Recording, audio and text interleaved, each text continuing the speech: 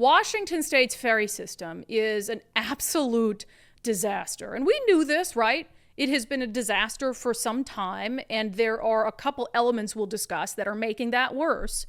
But I'll tell you what, now that Nicole and I have personally suffered through the horror of trying to get somewhere on a Washington State ferry, we're going to talk about it. This segment is brought to you in partnership with our friends over at Future 42. Turn your frustration into action at future42.org. So we are going to a wedding this past weekend on Friday Harbor and Roche Harbor, I guess. I guess they're very different. Sorry. And, you know, I've been on this ferry route before, but it's been many, many years. And of course, there are a bunch of other people going to the wedding who made reservations on the ferry in Anacortes. And Nicole had to get in. How early did you have to try? Because this was one of the big concerns, right, with having a wedding on the island, was that, is the ferry system going to be reliable? There were people from other states there. So I just want to talk to illustrate how big of a cluster this is. What was your process for trying to get us a reservation to bring a car on the ferry? So just to get the reservation, so they hand them out in different sections, like I guess, batches, or release batches. different. So they probably were on sale months ago, but I missed it then. So a couple months ago I checked, they were full. So then it says they're going to, at 7 a.m. exactly 2 weeks before your ferry, then you can get on and try to get a reservation. So I did that, and I got our trip going there, right, 7 a.m. 2 weeks before. You had to book Thursday. it at that time. Yeah. But let me tell you, the website is slow because there are so many people fighting to get reservations. And Jessamine, whose wedding we were going to, was trying to get one for her hair lady or something like that, and she could not get one. Like it booked up. So if you miss this 2 week advance, then you have to go to the 2 day advance. And so for us, I didn't get the return trip on the 2 week one. So then on the two days before the return trip, I had to get on 7 a.m. and go through this process that, I mean, it takes a good 15 minutes to get your tickets because the website goes so slow. So it's an ordeal. It's an ordeal to get a reservation, but without a reservation, you already know that you're screwed. Because our ferry system is unreliable, you'll have boats out of service, you'll have boats that don't have crew members. So Nicole is like up, and 2 weeks in advance to get somewhere on a ferry, that's the highway system for our islands. That's a lot of time in advance to do that, go through it, get our spot in line. So we go with plenty of time. We're going to get there an hour and a half before our ferry. We're on the 12:05 p.m. ferry. So we're up early. Mike and I leave. We pick up Nicole. We do all this, drive all the way to Anacortes, and we start to get some messages, including from one of our unDivided subscribers who was also on his way, him and his family, to Friday Harbor from Anacortes, saying that they'd been there. You know, I think it was like maybe a 4 a.m. sailing canceled, 6:15 a.m. Maybe that was it. And then all of them basically telling us no boat has left yet today. And we're coming there and we're booked on the 4th boat of the day, yet no boat had left yet. Nope. So we also know that the bride and the groom were supposed to be on the earliest ferry that day, and they haven't moved. And I'm thinking, oh my God, this is a disaster. So here we are, me, Nicole, our friend Bavisha. We're in the back of my husband's truck getting wedding stuff done. We're doing place cards and trying to make the most of the situation. It's hot, and there's families, and they've got kids, and they're trying to, keep their kids occupied. People had been there by the time we got there for 6 hours. For 6 hours. So we get there 10:30. Our boat's at 12:05. We didn't leave and actually get on a ferry until 3:34 p.m. Okay? All the while, we're monitoring the Washington State ferry, notifications and all this. And they posted, this is the day we went out, we're having a difficult morning on our Anacortes San Juan Islands route. The Yakima and Samish are out until further notice with mechanical issues. The Tillicum is out as we work to get a crew to Friday Harbor using the one boat in service. We're going to restore service when we can. We're working on it. We'll post updates.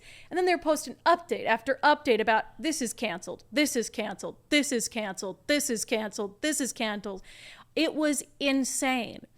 And I know some of you are screaming at me like, Brandi, I deal with this every day. That's insane. This isn't just about, like, a wedding's pretty important, but this isn't like, oh, I'm going on a Saturday and I'm going to go, be a tourist on an island, and if I miss it, no big deal. People can't leave the islands without these things. Imagine having somewhere to be, a medical appointment, and it's 6.5 hours later, and you made a reservation to be on a ferry months or weeks in advance. It's an absolute disaster. So we ended up taking all the stuff out of our truck when finally there was a ferry that was going to leave for the day. Getting on, walking on, and then just hoping and praying that my husband, because he's like, I'll stay behind with the truck. I'll just wait here with the truck. So it's funny, he wouldn't let me show the video because, Mike. So we're all standing on the ferry thing and we're just waiting. Will his car get on? Will his car get on? And he was like one of the last cars on. And we're like, oh my gosh. It was crazy. It was an absolute disaster. And I'm going to get into, this isn't just a woe is us segment. I want to get into some of the issues at play here. But what it did for us is, I think, open our eyes to truly how bad the ferry system has become. Oh, unacceptable. It's unacceptable. It's unreliable. We would never accept it if it was a major highway that was shut down with an unknown open time repeatedly and routinely. Would we ever accept when they close I-5 and don't, or when they close I-90 and don't like open up 520 without tolling? People melt down, right? And in Seattle, this is the same thing.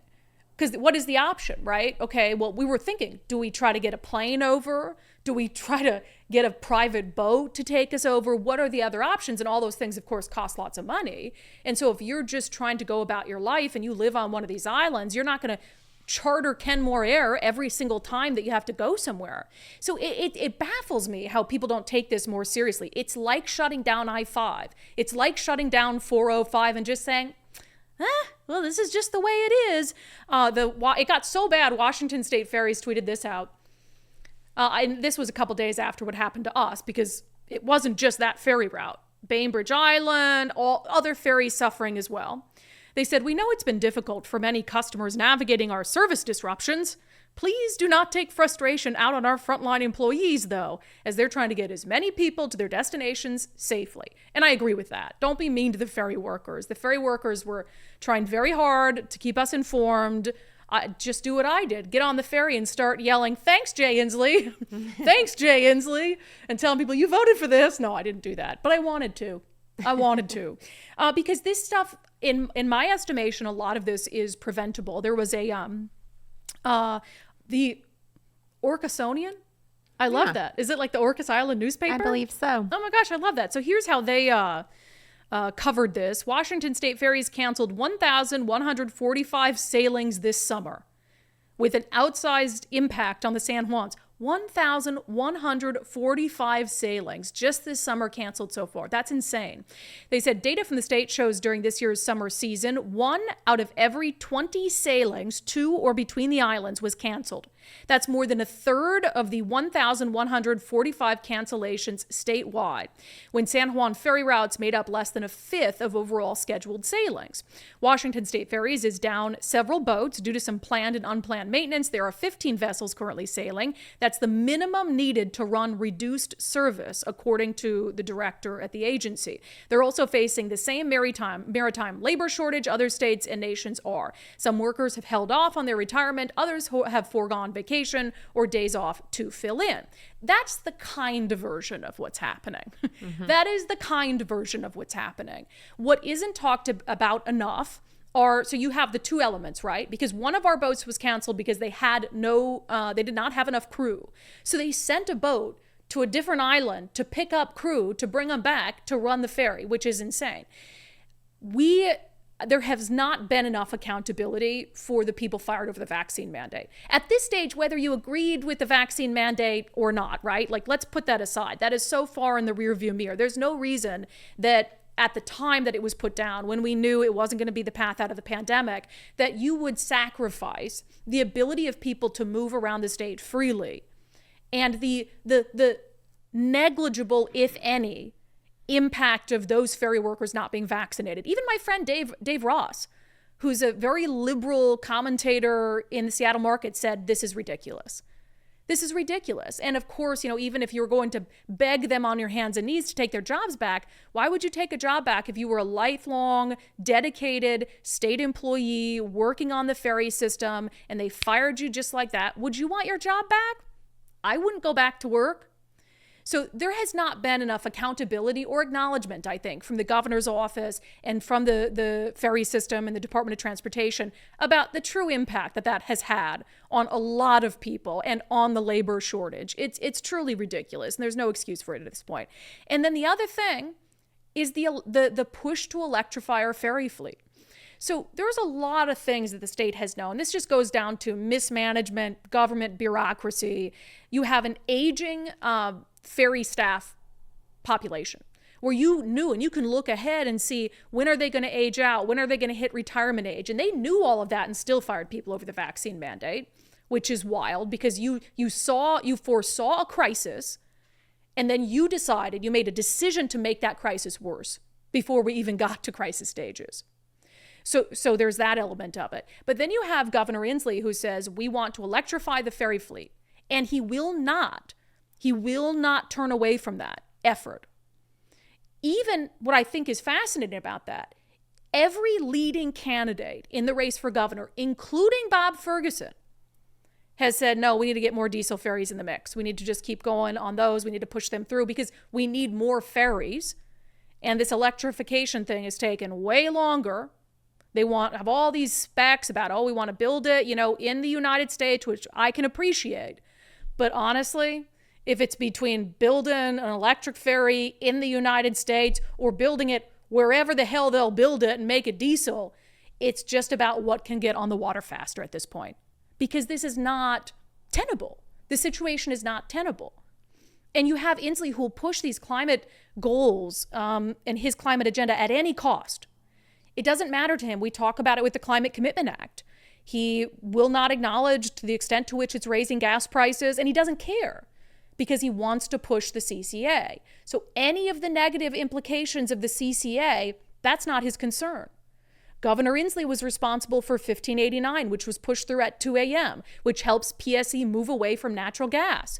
The governor doesn't care. He never once has addressed the fact that it could cost a working class family, a regular homeowner, $40,000 to electrify their home if they take away natural gas service.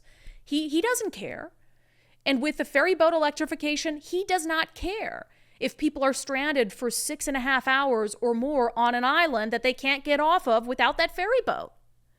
And I'm all for preserving the environment, protecting the environment, doing what we can to be thoughtful of the environment, but within reason. Having a framework ready to go, hey, we're going to do these ferry boats, we're not going to pull any others out of service. We're going to make sure we're going to do it simultaneously at the same time. We're going to keep the ferries up and running, doing all these things. And when we feel like we're ready and it's not going to impact service, we'll make the switch. All of this is common sense. You do not push your climate policy on the backs of working class people, at the expense of working class people, at the expense of people on an island who are literally trapped if they cannot rely on the ferry system. This is really basic stuff. And so, I don't know if I have a lot of faith in the next governor, regardless of who it is, to be able to unwind this mess. This is a mess that has been years in the making. You don't get to, how many cancellations was it this summer so far? More than 1,000 cancellations. You don't get to that place overnight, and we're not going to be able to fix it overnight. But we have to focus first on what makes good common sense. Firing ferry workers over a vaccine when we already have a worker shortage, that doesn't make good sense. The cost benefit doesn't make any sense. Wanting to electrify and go green on the ferries, even though we don't even know if that's going to be successful, we want to do it, but it doesn't make good sense. There's too many things. There's too many people that will be hurt if we focus on this at any cost for any reason or for no reason at all. So that was our experience on the ferry. I'm dying to hear some of your experiences on the ferries and how that has gone for you, because it's not tenable. I feel horrible for the people who are living on the islands. And voting the same way, if you continue to vote the same way, I'm just going to say it. Which the people on the island do. If you continue to vote the same way, nothing's gonna change. So you vote how you want to vote. I'm not gonna tell you how to vote. But when you rely on the ferry system, putting people in office who want to continue the policies of the current administration, that's not gonna get you out of that situation. It's going to make it much worse. That segment was brought to you in partnership with our friends over at Future 42. Turn your frustration into action at future42.org.